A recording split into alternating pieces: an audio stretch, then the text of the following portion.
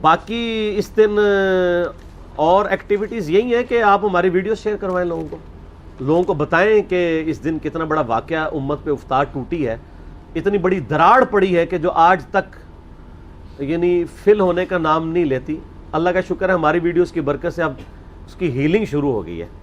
Healing ضروری ہے، ورنہ تو امام مہدی علیہ السلام سنی میں آگے تو شیعہ نے انکار کر دینا ہے، شیعہ میں آگے تو سنیوں نے انکار کر دینا ہے. تو یہ ضروری ہے کہ امام مہدی کے آنے سے پہلے یہ سنی شیعہ کی تفریق اور اس کے اندر بھی جو سب ڈویژنز ہیں وہ ختم ہو کے لوگ جھوم کے کہیں کہ نہ میں وہابی، نہ میں بابی، میں ہوں مسلم علمی کتابی. نہ ہم سو کارڈ وہابی ہیں، کوئی علمی بات کر دے اسے وہابی کا تانا دیتے ہیں، اور نہ ہم بابوں کا دفاع کرنے والے باب بھی ہیں. ہم عام سے مسلمان ہیں علمی کتابی. تو یہ کرنا چاہیے.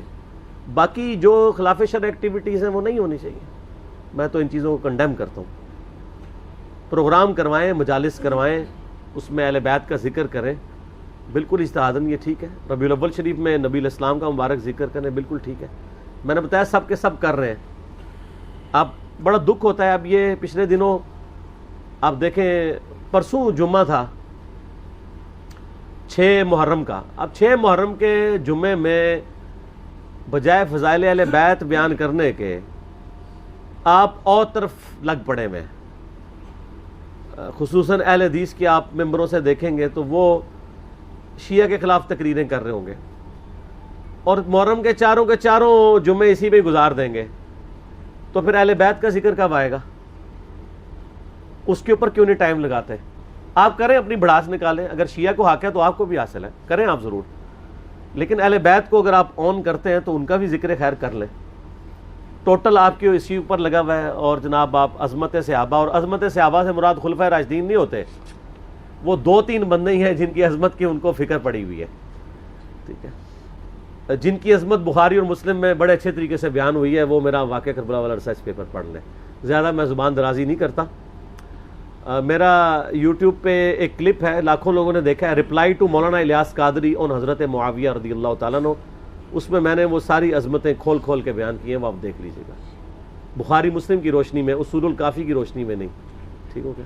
اگلا سوال یہ ہے کہ محرم الحرام میں اہل تشیع کی جانب سے ماتم، جھولے، تابوت اور اس طرح کے جو افعال کیے جاتے ہیں، کیا یہ شرعی طور پہ درست ہیں؟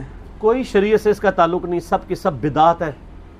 دین کے اندر ایگزیجریشن کی گئی ہے، اور اس سے بھی آگے بڑھ چکے ہیں. اب تو زنجیر زنی اور چھریاں مارنے تک بات آ چکی ہے. حالانکہ مفتی اعظم جو ہیں ایران کے خامنائی صاحب، ان کا فتویٰ ہے کہ یہ حرام ہے چھری مارنا اپنے آپ کو.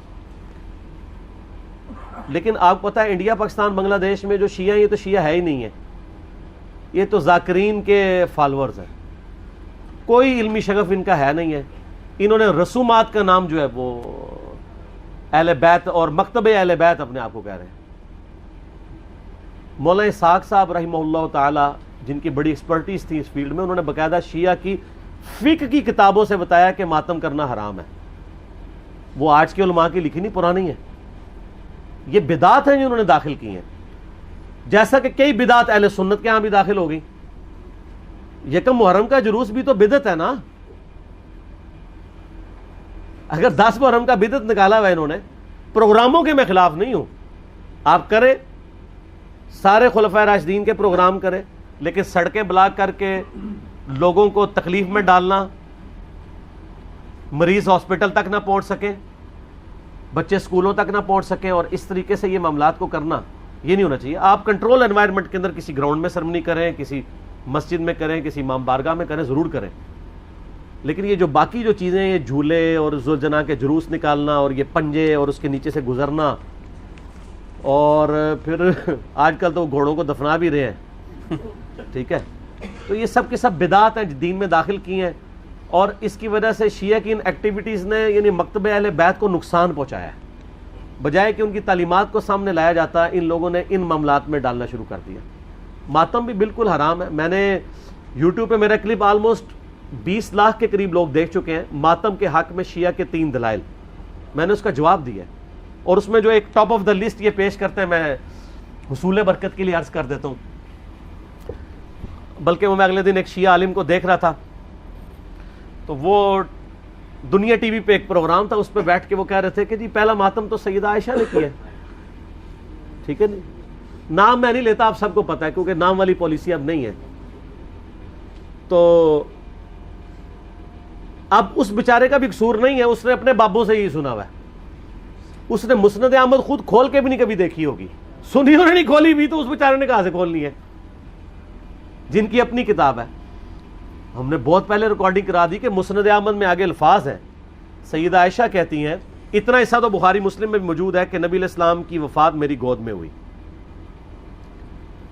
تو سر اس سے سیدہ عائشہ کی یہ فضیلت تو ثابت ہوئی کہ اللہ تعالیٰ نے اپنے محبوب صلی اللہ علیہ وسلم کو سیدہ عائشہ کی گود میں وفات دی, تو یہ فضیلت بھی تو ثابت ہو رہی ہے نا. تو یہ بھی فضیلت پھر مانے نا. جیسا کہ اہل حدیث جب وہ موضوع پہ مسح, جرابوں کے مسح کی بات شروع کرتے ہیں تو کہتے ہیں وہ تو بخاری مسلم میں پگڑی پہ مسح کی بھی حدیث ہے. تو ہم کہتے ہیں اس سے صرف پگڑی کا مسح نہیں, پگڑی بھی تو ثابت ہو رہی ہے نا. لال رومال لاؤ تو پگڑی پاؤ. تو شیعہ جب کہتے ہیں کہ سیدہ عائشہ کی گود میں نبی علیہ السلام کی وفات ہوئی, تو سیدہ عائشہ کی تو فضیلت ثابت ہو رہی ہے. پھر وہ بخاری میں واقعہ بھی ہے مسواک والا. تو مسند احمد میں آگے الفاظ ہیں کہ سیدہ عائشہ کہتی ہیں جب نبی علیہ السلام کی وفات ہوئی تو میں نے آپ کا سر تکیے پہ رکھا اور باقی عورتوں کے ساتھ مل کے میں نے اپنے چہرے کو پیٹنا شروع کر دیا. وہ کہتے ہیں نہیں دیکھیں نہیں, یہ ماتم کا آغاز تو وہیں سے ہوا ہے, لیکن اس کے آگے الفاظ ہیں کہ یہ میری کم عمری اور ناسمجھی کا نتیجہ تھا. تو اگر یہ انہوں نے ثواب سمجھ کے کیا ہوتا تو کہتی کہ یہ میری میچیورٹی اور ثواب کے حصول کا ذریعہ تھا. تو سیدہ عائشہ کا رجوع ثابت ہے. یہاں پہ بھی ایک دفعہ جن دنوں میں ہم مناظرے وغیرہ کر لیا کرتے تھے, یعنی آج سے 10 سال پہلے کی بات کروں, تو ایک شیعہ ذاکر آئے تو وہ بھی کتاب اٹھا کے اپنی لے آئے کہ جی یہ سیدہ عائشہ نے. میں نے کہا یار تمہیں بھی دھوکہ دیا کہ ہم مسند احمد کھول کے آپ کو دکھاتے ہیں, یہ تو ہمارے حق میں دلیل ہے. تو یہ آدھی روایتیں بیان کرتے ہیں. تو سیدہ عائشہ کا کوئی ماتم ثابت نہیں. دوسری دلیل یہ وہ قرآن پاک سے لیتے ہیں کہ جب فرشتوں نے آگے بشارت دی سیدنا ابراہیم کی جو پہلی بیوی تھی سارہ کہ ان کے ہاں بھی اب اولاد ہوگی, تو انہوں نے حیرانگی میں اپنا چہرہ پیٹا تھا. جیسے عورتیں کہتی ہائے اب بڑھاپے میں ایک 80-90 سال کی بڑھیا پریگننٹ ہو جائے تو وہ تو پریشان ہی ہوگی نا. یہ انہوں نے, یہ تو نہیں تھا کہ ہر سال وہ چہرہ پیٹنا شروع کر دیتی, ایک واقعہ تھا اور اسے ماتم کا ثبوت نکال لیتے ہیں. یعنی کوئی بات دیکھا کرے, اس طرح چیزوں کا ثبوت نہیں نکلتا.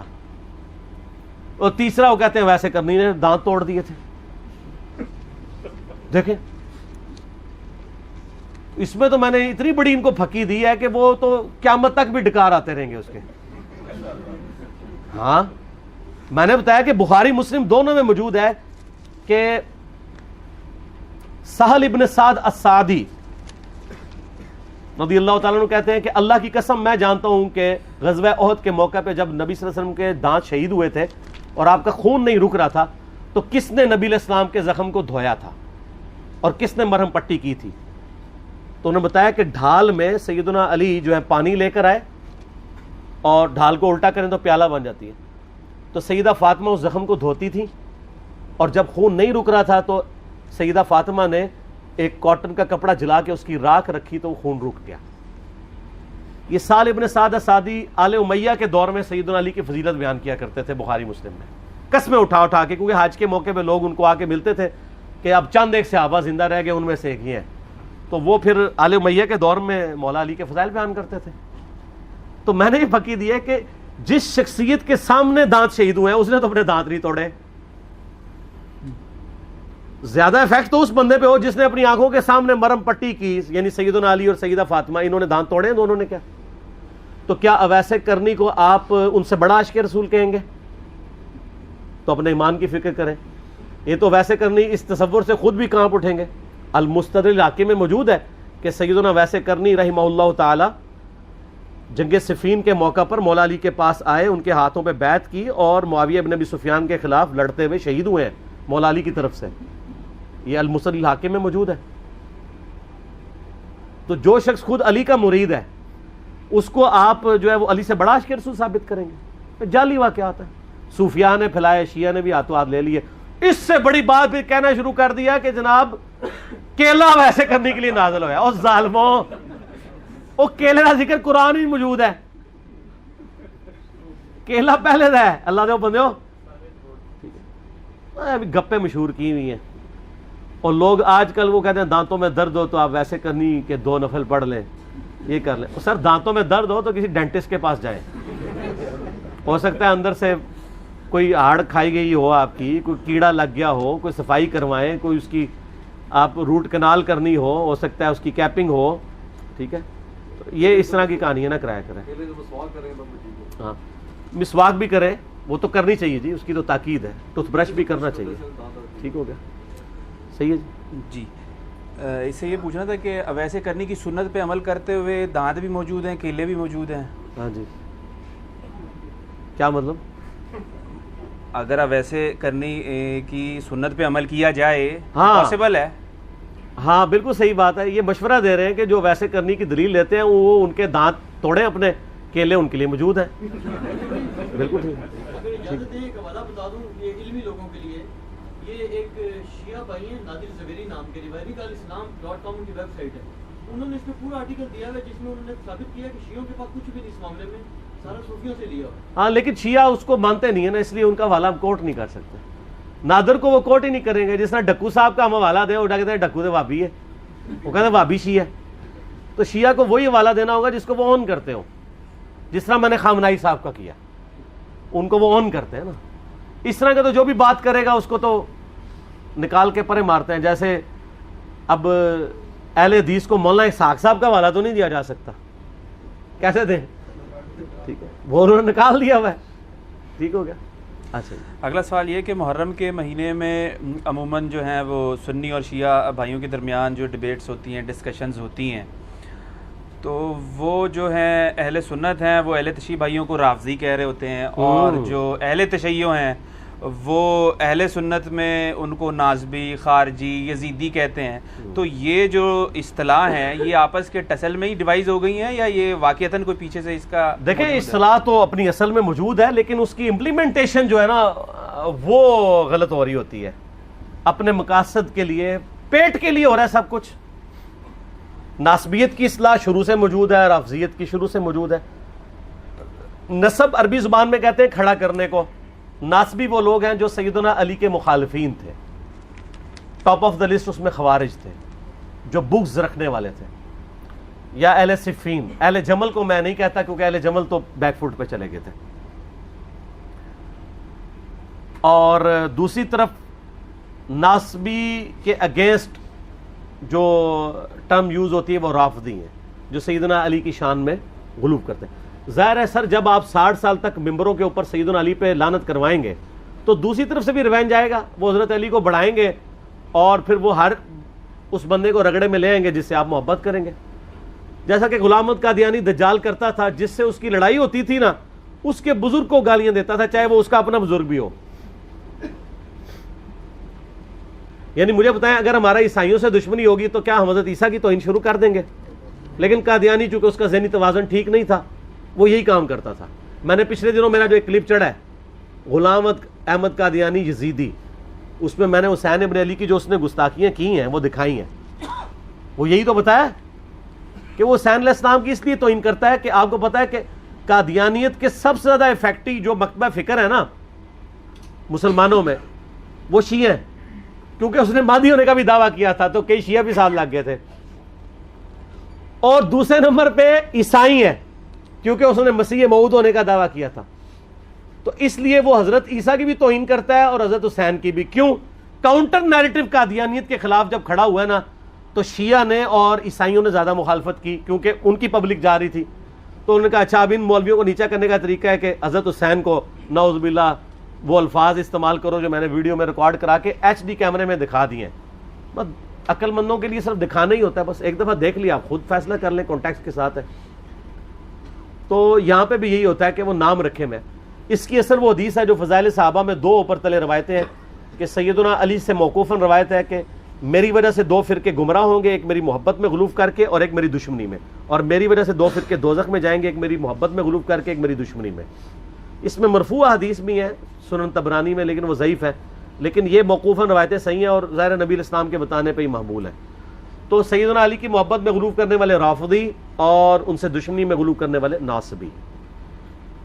یہ حقیقت ہے کہ ناصبیوں کی اکثریت اہل سنت میں ہے اور رافضیوں کی اکثریت اہل تشیع میں ہے، یہ تو آؤٹ آف کوسچن ہے، اس میں کوئی شک نہیں ہے۔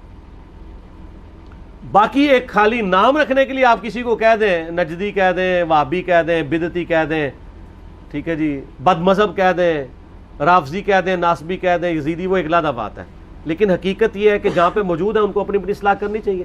سنیوں کا کام ہے کہ ایک ٹکٹ میں دو مزے نہ کرے، اپنے اندر جو ناسبی ہیں ان کو جوتے مار کے باہر نکالے، اعلان برات کرے۔ ہمارے جیل میں بہت بڑا ناسبی تھا فیض عالم صدیقی، قتل ہو گیا تھا، 80s کی بات ہے، آج تک اہل حدیث اس کو ڈس آن بھی کرتے ہیں، اس کے مضامین بھی چھاپتے ہیں، اور وہ مضامین بھی وہ جو اہل بیت کے خلاف لکھے ہوئے ہیں۔ تو ایک ٹکٹ میں دو مزے تو نہیں ہوتے۔ دوسری طرف شیعہ ہیں، اور ان کے اندر جو رافضی خبیث گھسے ہوئے ہیں، جو کہ شیخین کے اوپر تبرہ کرتے ہیں، روڈ لینگویج استعمال کرتے ہیں، وہ ان کو اس طریقے سے کنڈیم کرنے کے لیے بھی تیار نہیں ہوتے ہیں، ایک ٹکٹ میں دو مزے کر رہے ہوتے ہیں۔ اب تھوڑی چینج آئی ہے، لوگ کرنا شروع ہوئے، لیکن یہ دراڑیں اسی وقت فل ہوں گی جب شیعہ رافضیوں کی صفائی کریں اپنی صفوں سے، اور سنی ناسبیوں کی صفائی کریں۔ صرف کہہ لینے سے کافی نہیں ہے کام کہ نہیں جی ہمارا تو کام تھا، ہم نے بس کہہ دیا۔ ان کو فرنٹ سے لیڈ کر کے روکیں۔ اس کی میں آپ کو مثال دیتا ہوں، 2006 کی بات ہے آلموسٹ، میں ایک دفعہ گولڈے گیا، اس وقت میں بھی بریلوی تھا، لیکن میں کئی چیزوں کے خلاف تھا، شروع سے ہی تھوڑا بہت ذہن کھلنا شروع ہو گیا تھا۔ تو وہاں کے جو مفتی تھے، میں نے ان سے کہا کہ یہ یہاں پہ عورتیں آ کے، بے پردہ عورتیں یہاں مزارات پہ آ رہی ہیں، ان کو آپ منع کیا کریں۔ ان کا جی ہم نے وہاں بورڈ لکھ کے لگا دیا ہے نا، اور کیا کریں، بورڈ لکھ کے لگایا ہوا ہے گاؤں کی عورتوں کے لیے، ان کو پڑھنا بھی نہیں آتا۔ میں نے کہا صرف یہ کافی ہے، آپ ان کو روکیں بائی فورس، قبر تک پہنچے ہی نا، وہاں مرد کھڑے کر دیں، اندر آنے ہی نہ دیں۔ لیکن وہ چاہتے بھی نہیں، اندر آئیں گی تو چندہ دیں گی نا۔ غریب غریب عورتیں، بوڑھی بوڑھی، اپنے دوپٹے کھول کھول کے اس میں سے 5-5 روپے کے سکے بھی، وہ پیرے وہاں پیر بیٹھے ہوتے ہیں ان کو پکڑا رہی ہوتی ہیں، اور وہ بھی ایسے بے شرم وہ پکڑ لیتے تھے، 5 روپے بھی واپس نہیں کرتے تھے۔ تو پھر میں نے ان کو اس وقت ایک پھکی دی، بریلویت کے زمانے میں بھی پھکی میں دیتا تھا۔ میں نے کہا جی مجھے بتائیں، اگر یہاں پہ کوئی بندہ آ کے آپ کے جو قبر میں دفن شدہ بزرگ ہیں ان کو گالیاں نکالنی شروع کر دے، تو پھر آپ ایک وہاں پلے بورڈ ہی لگائیں گے کہ بزرگوں کو گالیاں دینا منع ہے، یا روکیں گے؟ کہتا ہے جی ایسی کی تیسی روکیں گے۔ تو میں نے کہا اس کا مطلب ہے کہ بزرگوں کی حمیت آپ کے دل میں شریعت محمدیہ صلی اللہ علیہ وآلہ وسلم سے بڑھ کر ہے۔ تو اس کا جواب اس مفتی کے پاس کوئی نہیں تھا، نہ کسی اور مفتی کے پاس ہوگا، اور یہ حقیقت ہے۔ ان کو اپنے باب عزیز ہے، اتخذوا احبارهم ورهبانهم اربابا من دون اللہ، انہوں نے اپنے بزرگوں اور جوگیوں کو رب مان لیا اللہ کو چھوڑ کے۔ یہود و نصارہ والی خرابیاں اس امت میں بھی آئی ہیں، بخاری مسلم میں حدیث ہے۔ تو میں وہی خرابیاں پیدا ہوں گی جو اگلوں میں پیدا ہوئی تھی، قدم با قدم، بالش بر بالش، حتیٰ کہ ان میں سے کوئی گوہ کے سراغ میں داخل ہوا تم بھی یہی کام کرو گے۔ صحابہ نے پوچھا یہ اگلے لوگوں سے مراد یہود و نصارہ ہے؟ آپ نے فرمایا وہ مراد نہیں تو اور کون سے لوگ مراد ہیں؟ تو آپ صلی اللہ علیہ وآلہ وسلم نے پہلی پریڈکشن فرما دی تھی۔ ٹھیک ہو گیا جی؟ صلاۃ بر محمد و آل محمد، اللہم صلی علی محمد وعلی آل محمد کما صلیت علی ابراہیم وعلی آل ابراہیم انک حمید مجید، اللہم بارک علی محمد وعلی آل محمد کما بارکت علی ابراہیم وعلی آل ابراہیم انک حمید مجید۔ الحمدللہ میں نے اس کے اوپر ایک تحقیقی مقالہ، ریسرچ پیپر نمبر 5B لکھ دیا ہے، واقعہ کربلا کا حقیقی پس منظر، 72 صحیح الاسناد احادیث کی روشنی میں، جس میں نے کل اہل سنت کی مین سٹریم کی کتابوں سے 200 احادیث جمع کی ہیں۔ اکثر احادیث بخاری اور مسلم سے ہیں، جس میں میں نے یہ پورے کا پورا مقدمہ سیدنا عمر فاروق رضی اللہ تعالیٰ عنہ کی شہادت سے لے کر شہادت حسین علیہ السلام تک کور کیا ہے، اور اس کو احادیث کی روشنی میں مرتب کیا گیا ہے، نہ کہ تاریخ کی روشنی میں۔ ظاہر ہے تاریخ حکمرانوں نے لکھوائی ہے، اس میں ان کے اپنے انٹرسٹ بھی تھے، اکثر چیزوں کی اسناد بھی اویلیبل نہیں ہوتی، اور اس میں بخاری اور مسلم کے علاوہ جتنی بھی احادیث میں نے جمع کی ہیں ان میں دور حاضر کے جو بڑے بڑے محققین اور محدثین ہیں ان کی تحکیم باقاعدہ لگائی ہے۔ شیخ البانی رحمہ اللہ تعالیٰ کی، شیخ زبیلی زئی رحمہ اللہ تعالیٰ کی، शेख शुएब आरनौत रहिमहुल्लाह ताला की, शेख सुलैम असद की, ग़ुलाम मुस्तफ़ा ज़हीर साहब की और लोगों की तहकीम के साथ मैंने इसको मुरतब किया है। कोई एक हदीस भी ऐसी नहीं है जिसे आप ये कहें कि वो किसी मुहद्दिस की तहकीम के बग़ैर इसमें डाली गई हो। ये ज़रूर हो सकता है कि किसी को किसी मामले में इख्तलाफ हो, लेकिन ऐसा नहीं होगा कि कोई हदीस ऐसी हो कि जिसको सारे बिल इत्तफ़ाक़ जो है वो मरदूद या ज़ईफ़ या मौदू समझते हों। ज़रूर किसी न किसी ने उसकी तस्हीह और तहकीम की हुई होगी सेहत के एतबार से। इसको मैंने स्टार्ट किया है खुलफाए राशिदीन कौन से हैं, इससे आगाज़ किया है इस रिसर्च पेपर का। उसके बाद फिर मैंने जो जंग जमल सिफ़ीन और नहरवान हुई, शहादत उस्मान वाला इशू हुआ, उसको कवर किया है, सुलह हसन को कवर किया है, यजीद की वली अहदी को, और अल्टीमेटली सैयदना हुसैन इब्न अली रज़ियल्लाहु ताला अन्हुमा व अलैहिमुस्सलाम की मज़लूमाना शहादत को सहीहुल इस्नाद अहादीस जो अहले सुन्नत की किताबों से हैं उससे कवर किया है अल्हम्दुलिल्लाह। तो इसलिए आज मैं जितनी भी अहादीस बयान करूँगा क्वेश्चंस के दौरान आलमोस्ट सारी इसमें अवेलेबल होंगी। आप ये रिसर्च पेपर हमारी वेबसाइट ahlesunnatpak.com से फ्री डाउनलोड कर सकते हैं PDF, व्हाट्सएप ग्रुप्स में रब्ता करके मंगवा सकते हैं, और अगर हार्ड कापी आपने मंगवानी है तो हमारी एकेडमी का नंबर है +92 के कोड के साथ 3215900162। पाकिस्तान से करेंगे तो 032159000162। सुबह 9 से लेकर आलमोस्ट अब तो मगरिब तक खुला होता है। पूरा दिन अल्लाह का शुक्र है कि हमने इसके ऊपर अब बाकायदा ड्यूटी लगा दी है। हमारे अबरारुल हसन भाई जो है वो उनको हमने स्पेसिफाई किया है। उसके अलावा भी उस्मान भाई भी कभी कभार सुन लेते हैं, नदीम भाई भी। आपने यानी एकेडमी में आना है दर्स सुनने के लिए या रिसर्च पेपर फ्री मंगवानी है डाक, तो ये भी रिसर्च पेपर, इसके अलावा 8 रिसर्च पेपर, ये टोटल 9 बनते हैं, और 3 अज़कार कार्ड हैं, सुबह शाम के सुन्नत अज़कार, फ़र्ज़ नमाज के बाद के सुन्नत अज़कार, और जादू टूना वबाई अमराज और कुदरती हादसात से बचने के सुन्नत अज़कार। ये टोटल 12 का पैकेज है जो हम फ्री एक सेट सबको भेजते हैं। आप मंगवा सकते हैं।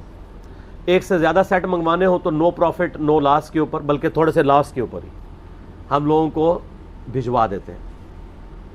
कोशिश किया करें सॉफ्ट कॉपीज़ के ज़रिए ही काम चलाएं। आजकल चूँकि सॉफ्ट कॉपीज़ का ही मॉड है, आप किसी को उसका स्क्रीनशॉट लेके शेयर भी करवा सकते हैं। तो ये रिसर्च पेपर ख़ुद भी पढ़ें। मुहर्रम दावत का महीना है, रबीउल अव्वल शरीफ दावत का महीना है, रमज़ान शरीफ दावत का महीना है। ये वो महीने हैं जिसमें मुसलमान बेदार होते हैं, अपने अपने टॉपिक्स को सर्च करना चाहते हैं। तो बड़ा अच्छा मौका है कि आप उन तक सही बात पहुँचाएँ अल्लाह का नाम लेकर।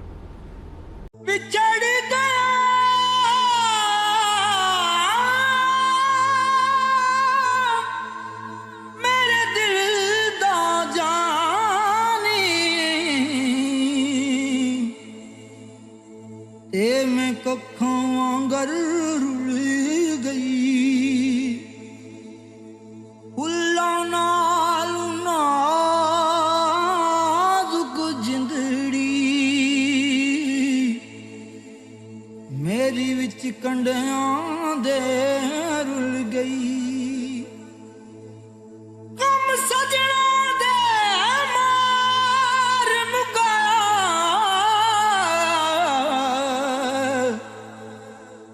ते मैं अथरू बन के डुल गई।